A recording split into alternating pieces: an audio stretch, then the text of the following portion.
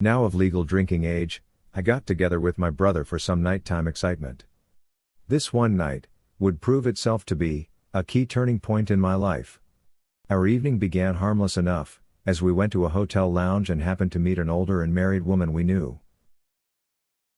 After our first drink together, my brother abruptly left, saying that he had some personal business to attend to. Now alone with Mrs. Harlot, she coerced me into trying a Shirley Temple, complete with a decorative, pink umbrella. Oddly, the server came by and whispered in my ear how she believed she might have spiked it with something. She was right, because within 20 minutes, I had tunnel vision. I was losing all control, I was almost passing out. In short order, I was led out to the street, and into a waiting car. Over the next hour, 3 more people were also picked up. And close to midnight, we were all delivered to a strange house. Still heavily sedated, I found myself in a basement, laid out on an improvised table, and nearby were cheap curtains, creating a small, cordoned-off area. An old woman wearing an unusual robe, with white-edged trim, came to look in on me. I soon found myself surrounded by a group of people, all wearing the same and strange, satanic-style robes. Mrs. Harlot was also present as she declared, "You're our guest of honor, and now you need to recognize me as your high priestess. Will you please play a few games with me?" I recall counting backwards from 100. Slowly, but surely, I drifted off, like I was in a dream. And I probably only got as far as the 80s before I lost my count. Next, I was counting out 11 fingers on my hands and feeling very confused as to how such a total of 11 was even possible. I glanced down and noticed the calf of my leg being pierced by a needle. The high priestess informed me I was under hypnosis. She needed to determine just how deeply, how thorough my mind and my body was paralyzed. And now satisfied, she suggested, "Choose a color, any color you want, and I'll see if I can guess what one it is." So, I thought of a yellow finch. "Your color choice is yellow, like that of a small bird. Now let's try something harder, such as a numbers game. Pick a number, any number between 1 and 100, but don't say it aloud. I will try and guess what it is. I can now see, in your mind, your pick." She correctly guessed my number, and then boasted, "I can even read your thoughts." For a moment, I was in denial of her abilities. But she had always been correct. And in all honesty, I sensed a sort of mental joining. I could sense her personality, embedded within my thoughts. She then proceeded to probe my memories. She made me look back and remember my life with an open mind.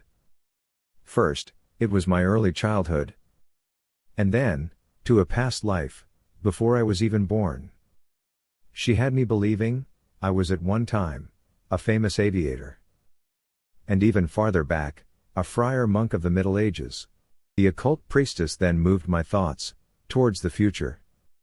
She declared she would pick a moment in time for me to witness. At first it was very scenic and calming, since I was flying over a city.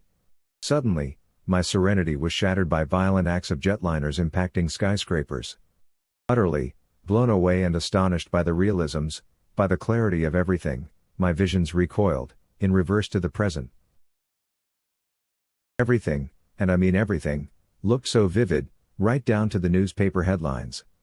How they could do all this was awe-inspiring.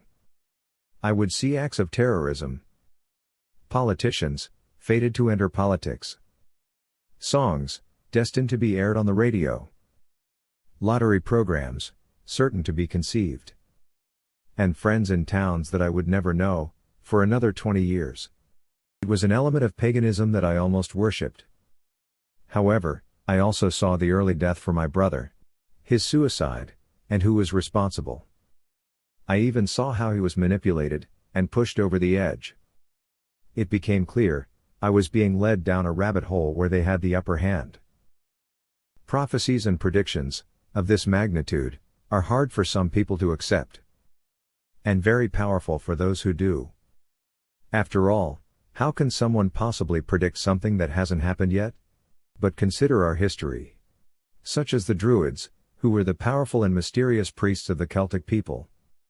Legends indicate that the Druids were known as prophets, seeing into the future and foretelling victories and disasters, such as predicting the destiny of a child yet to be born and specifying how a person would die. Trying to predict the future, in its most simple forms, would be how we view luck, especially when gambling. On a higher level, some view luck as a supernatural force, one that exists throughout the universe. They even believe it can become harnessed. Still not convinced?